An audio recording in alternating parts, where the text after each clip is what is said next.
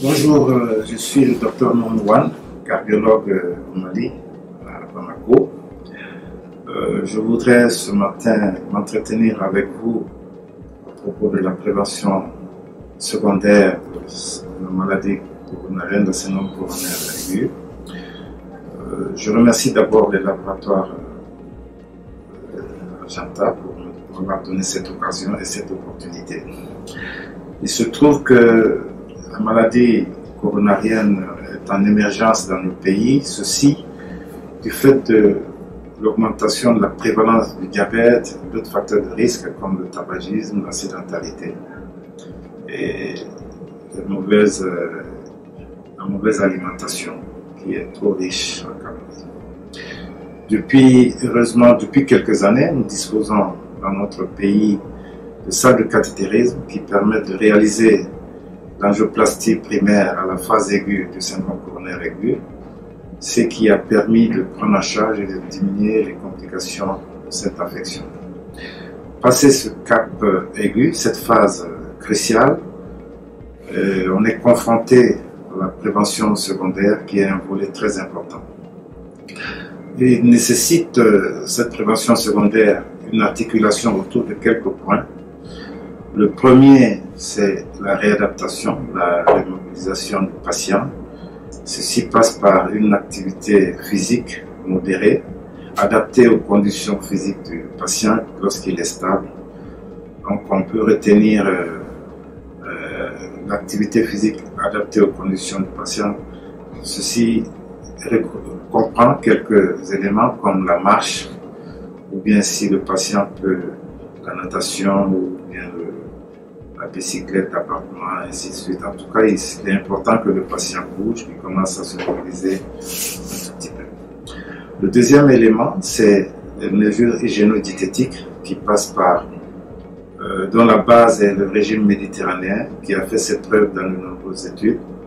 Il est composé essentiellement d'éléments autour de la consommation de fruits et de légumes, la diminution des matières grasses, essayer de manger moins de viande, beaucoup plus de poisson, essayer de réduire vraiment la consommation d'alcool si les patients veulent de l'alcool, et puis essayer de faire, d'enlever en dernier lieu, de faire un sevrage tabagique énergique. Troisième point, ce sera le traitement pharmacologique de la prévention secondaire du syndrome coronaire aigu. Il comprend essentiellement un traitement antithrombotique dont la base est l'aspirine à faible dose que tout le monde connaît. Il s'agit de l'aspirine, la dose nécessaire est entre 75 et 325 mg par jour, et en sachant qu'il faut essayer de protéger l'estomac dès qu'on a décidé d'administrer l'aspirine. À côté de l'aspirine, comme antithrombotique, nous avons les inhibiteurs de PDY12, dont quelques molécules sont à notre disposition, notamment le clopidogrel, qui est disponible dans nos pays. Nous avons également le prasugrel et le ticagrelor. Ces molécules sont indispensables chaque fois que le patient fait un syndrome coronaire aigu. Notamment la double antiagrégation plaquettaire est instaurée pendant au minimum 12 mois si le patient a fait l'objet d'une angioplastie avec mise en place d'un stent.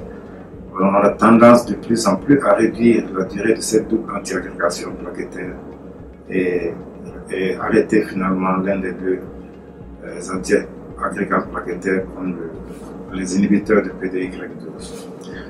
Mais en troisième ressort, un troisième volet du traitement, c'est les statines.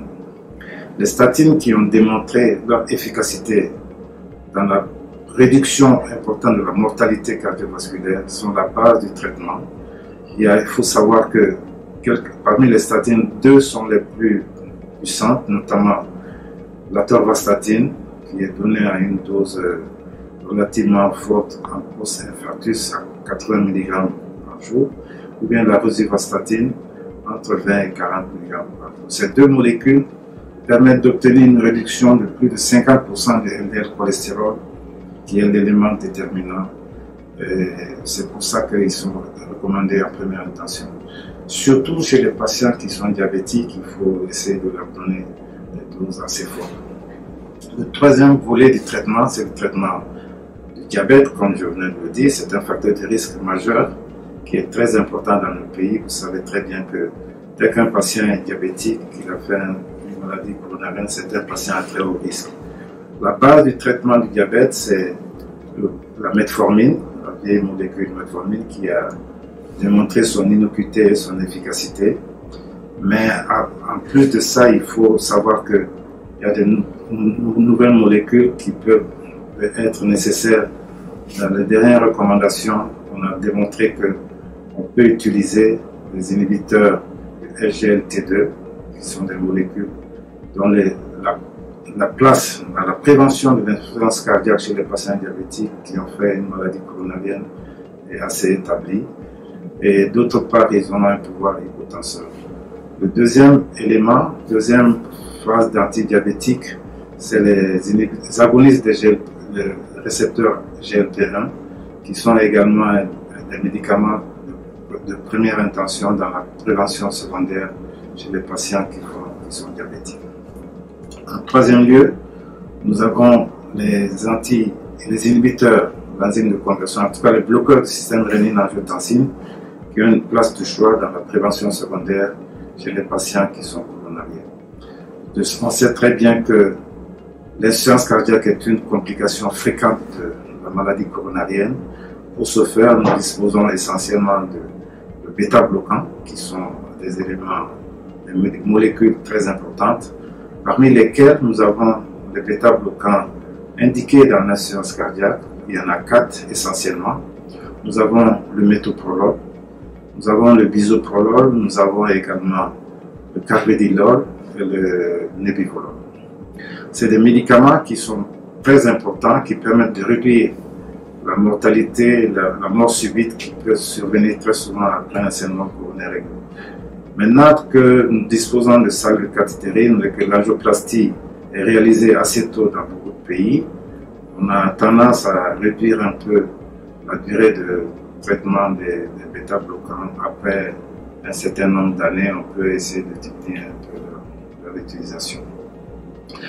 Donc, à côté de ces molécules, j'allais oublier de dire que parmi les hypolipémias, lorsque nous n'arrivons pas à atteindre l'objectif de 0,7 à 1 g de LDL cholestérol, on peut être amené à associer les éthymines, qui est un médicament qui permet d'obtenir une baisse beaucoup plus importante au niveau du LDL cholestérol.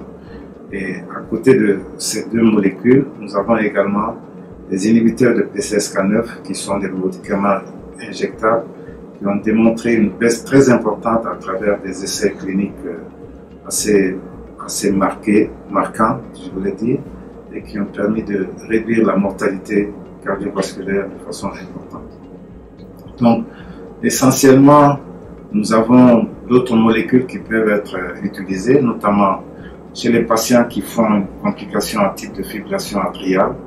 On est souvent amené à l'utiliser pour prévenir les maladies thromboemboliques cérébrales, les AVC et autres.